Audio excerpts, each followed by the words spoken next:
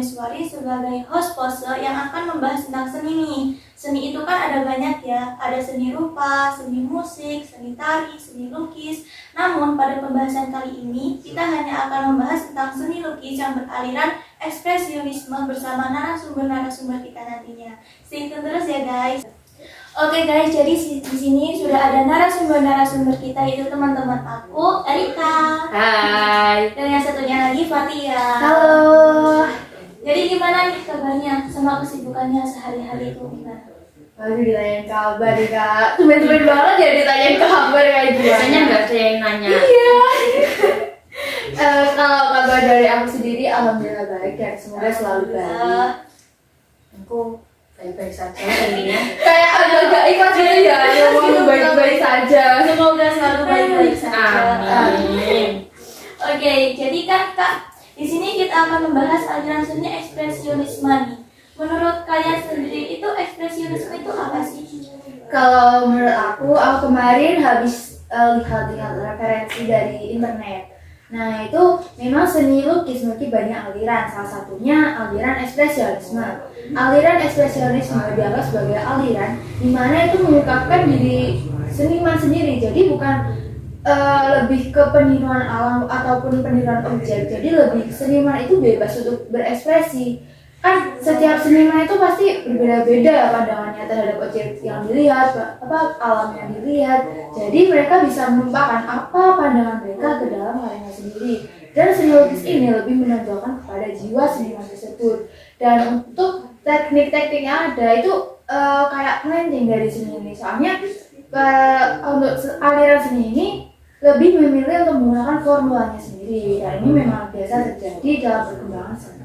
Wah, lebih bebas jadi ya Kak pelukisnya untuk melukiskan apa yang dirasakannya. Nah betul banget. Bisa baca di ladang curhat nih guys buat ngelukis. Nah iya, sambil kita mungkin galau atau apa ketimbang melakukan hal-hal yang mungkin tidak jelas ya Kak. Lebih baik kan kita untuk berkarya dan dapat memberikan manfaat juga pada kita kan. Ciri-ciri dari aliran lukis ekspresionisme nih supaya menjadi pembeda antara aliran satu dengan aliran yang lainnya itu apa aja sih Kak? Dari siapa dulu nih? Erika dulu. Ya. Guys. Kalau yang aku tahu ya, salah satu ciri-ciri dari aliran ekspresionisme itu yang terutama lebih mementingkan ekspresi individu dari senimannya itu sendiri, bukan dari peniruan alam.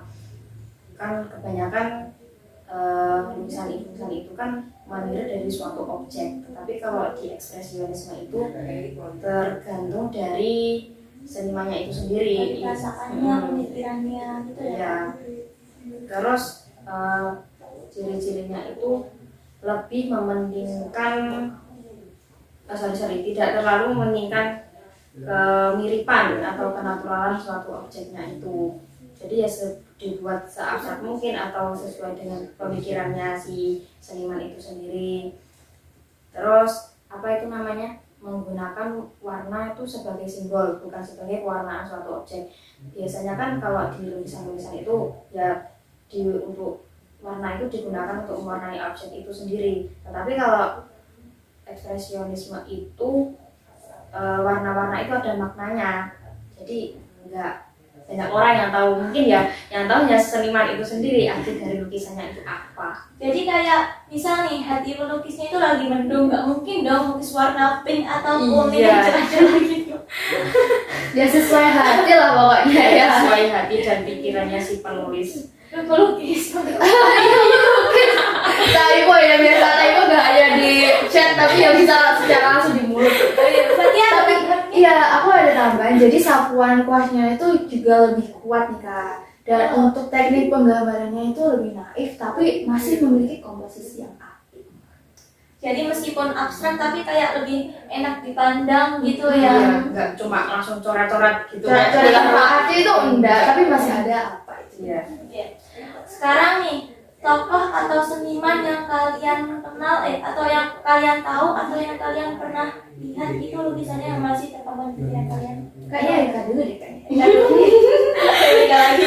Karena kebetulan dia itu nyari-nyari seniman dalam negeri ya. Oh Iya. begitu ya. Kalau yang aku tahu itu yang di dalam negeri. Ya. Salah satunya Avandi. Wah, familiar ya kan? Kayaknya di mana-mana itu emang ada yang namanya Avandi. entah di luar sekolah, di lingkungan sekolah, di soal ujian bahkan atau teman sekelas kita kayaknya ada. Bahkan kayaknya tetangga saya juga namanya Avandi loh kayaknya. Ya tinggal kita nggak siapa sih besok Avandi Kusuma itu. Avandi itu nama lengkapnya Avandi Kusuma yang lahir pada 18 Mei 1907 di Cirebon. Nah, kemudian pada tahun 1981 dia itu membuat sebuah lukisan yang berjudul Potret Diri. Pasti udah tahu kan? Udah pernah lihat belum? Pernah lihat sih kayaknya waktu itu. Yang kakek tua yang rambutnya putih udah keriput tapi kayak tegas banget gak sih asli lukisannya itu? Ya, bagus banget kan? Bagus loh itu. Ya itu salah satu karya Avandi. Nah, beliau itu membuat lukisan itu ya mencerminkan dirinya sendiri. Kan di lukisan itu gambarnya rambutnya sudah putih, kepalanya hampir botak, itu kan yang menggambarkan dirinya sendiri kan saat usia lanjut ya, kan menggambarkan lukisan itu pas waktu dia itu sudah berusia lanjut. Tetapi di dalam lukisan itu tuh masih ada semangat untuk hidupnya gitu loh, meskipun dia sudah tua. Jadi dalam lukisan itu tuh seperti ada pesan untuk para Muda ya. yang menangkap apa yang dilukisnya itu supaya meskipun usianya udah lanjut, usianya senja, tapi semangat hidupnya harus tetap muda dong. Iya, harus semangat. Walaupun jiwa tua tapi jiwanya. Wah, bagus banget sih lukisannya. Iya. Ada tambahan mungkin dari Nadia? Kalau aku ada dua seniman yang kebetulan waktu itu aku sempat cari-cari juga referensinya. Yang pertama itu ada Edward Munch sama Pablo Picasso. Tapi aku bahas dulu ya yang Edward Munch. Nah, Edward Munch maaf banget ya. Soalnya lidah-lidahnya belum fasih gitu. Lidah Jawa Agak sulit pokoknya betul. Iya banget. Terus Edward Munch ini berkebangsaan Norwegia. Beliau lahir pada tahun 1863. Salah satu karyanya yang apa ya, kayaknya tuh pada aliran seni ekspresionisme ini adalah The Scream. Jadi The Scream itu bisa digambarin dengan sosok yang sendirian, terus dia itu dengan posisi tubuh yang mungkin kepalanya buta dan ekspresi yang kaget, teriak, kayak ketakutan itu jadi satu. Dimana latar belakangnya itu ada cakrawala senja yang warnanya itu merah gitu, pokok gradasi siang senja gitu, dan ada permukaan air yang keruh di belakangnya. Jadi si Munch ini pernah bercerita kayak bicara pada salah satu buku harian yang namanya tuh The Vintage News. Jadi pada itu beliau cerita kalau waktu itu dia lagi jalan sama dua temennya mau ke rumah sakit jiwa di mana tempat kakaknya dirawat, namanya itu Laura Catherine. Jadi waktu itu si Mas sama teman-temannya kan jalan. Nah, kebetulan waktu itu dia lelah, dia sadar bentar. Dia tuh kayak melihat langit-langit sama suasananya waktu itu merah, kayak ya suasana senja. Dan dia tuh kayak ngeliat teman-temannya jalan sambil melihat suasananya. Entah kenapa si Mas ini kayak ngerasa ketakutan, kayak merasa alam ini lagi ngeluapin emosi gitu. Jadi ya mungkin aja dia terinspirasi dari itu. Jadi terinspirasi dari apa yang dia lihatnya, tapi tidak selalu mencontoh. Jadi dia bisa menginspirasikan kayak dari sudut pandangku ini loh, aku kayak merasa ketakutan atau alam ini lagi emosi. Jadi dia bisa nulain apa yang dia lihat ke lukisan tersebut. Tapi ada beberapa juga pendapat ahli yang berbeda nih. Jadi ada ahli yang bilang kalau ini Munch terinspirasi dari meletusnya gunung Krakatau. Tapi juga ada yang bilang kalau ini tentang Munch yang mungkin waktu itu ketidakstabilan mental atau gimana ya, yang namanya pendapat juga beda-beda. Tapi maknanya itu ya bisa disampaikan gitu loh. Nah, ada lagi satu lukisan dari Pablo Picasso. Namanya itu The Guitars. Itu dibuat pada tahun 1903 dan dalam periode Blue Period. Jadi, Blue Period itu kan salah satunya adalah Old Guitars ini. Nah, sampel itu ada makna yang dalam banget nih kan. Makanya mungkin ya bisa kita alami ataupun orang yang alami gitu. Nah, di sini beliau memberi makna bahwa kalau kita menghadapi situasi yang sulit, keadaan yang paling menyedihkan, apa yang terjadi sumber pengharapan kita itu ya cuma cara kita bisa bertahan. Dan aku lebih menonjol ke dalam lukisan ini karena lukisan ini benar-benar kayak sedalam itu artinya. Ya, Lukisan yang pertama itu aja aku udah merinding loh dengarnya, dari visualnya di pikiran aku, bahkan yang dari kakak tampilkan ini itu kayak kebayang nggak sih di laut yang keruh, apalagi suasana senja, tiba-tiba kita overthinking, ketakutan, itu kak serem banget gak sih? kayak pastinya gak enak banget ya dalam posisi itu dan Perasaannya lihat, gak nyaman. iya dan lihat karya lukis ini kayak ngeliat kayak wah gini banget ya kayaknya perasaannya. Gini banget gitu. Tapi keren banget mereka. Keren banget Iya. bisa nyiptain makna yang sedalam itu, padahal lukisannya kalau misal dilihat sekilas ya oh cuma gini doang gitu kan. Kelihatan Kayak biasa. cuma jelasin padahal itu ya bagus banget mereka ngehasilin karya dari perasaan yang telah mereka rasain itu. Keren sih. Jadi kan lukisan ekspresionisme itu kan kebanyakan abstrak ya, coret-coret. Itu menurut kakak-kakak itu cara mudah nih biar teman-teman bisa lukisan aliran ekspresionisme itu gimana?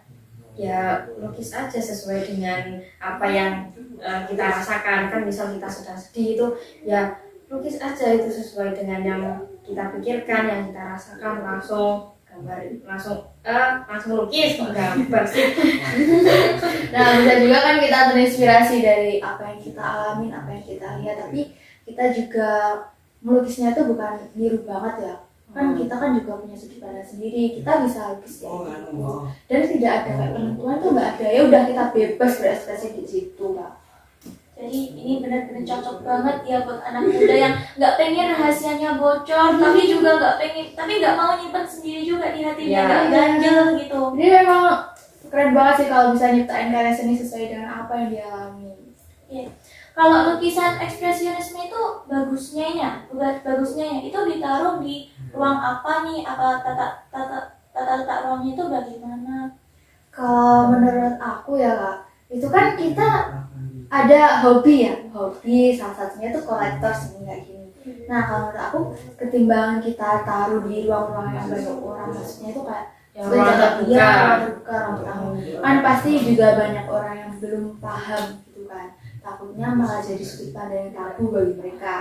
Nah kalau menurut aku cocoknya itu ya di dalam ruangan khusus, kayak ruangan khusus untuk para pecintanya, Orang para pribadi iya. gitu. kayak orang yang lebih paham apa seni itu ketimbang ditaruh di tempat-tempat yang ya gitulah. Wah nanti dijudge ngira enggak, jadinya ya rame deh. Iya, lebih Iya. cocok kita ngerasain suasananya karena kita paham apa yang dimaknain dalam lukisan itu.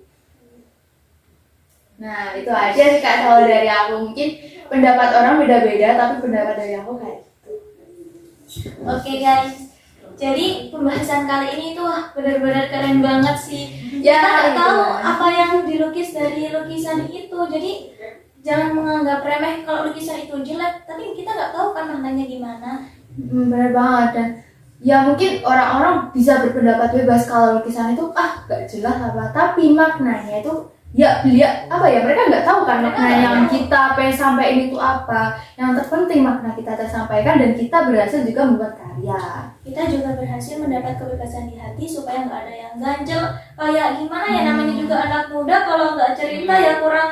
Ya nggak enak aja gitu kan, Dan, nanti juga nggak enak kalau semuanya itu masalah yang kita miliki kan nggak enak kalau dipendam sendiri.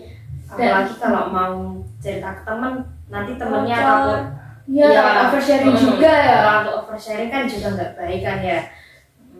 Jadi ya pakai ya bisa melukis itu salah satunya.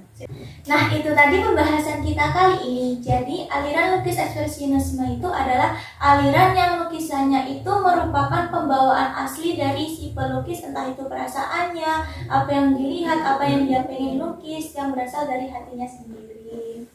Wah, keren banget ya kayaknya pembahasan kita kali ini. Nah, Deep banget pembahasannya. ya semoga apa yang kita bahas pada podcast kali ini dapat berikan informasi bagi kalian dan bermanfaat bagi kalian semua. Dan mohon maaf sekali mungkin apabila ada kekurangan dari informasi yang kita sampaikan. Ya. Oke, terima kasih Anda sudah menonton. Semoga video ini bermanfaat dan dadah. See you guys. Halo guys. Hai Farahia Zara Prameswari. Aku Erika Latifatul Noviro. Aku Hana Ainai Nurpiasti. Aku Vanessa Bella Junanda. Aku Faria Zara Maulida. Terima kasih telah menonton video kami. Semoga video ini bermanfaat. Wassalamualaikum warahmatullahi wabarakatuh. See you.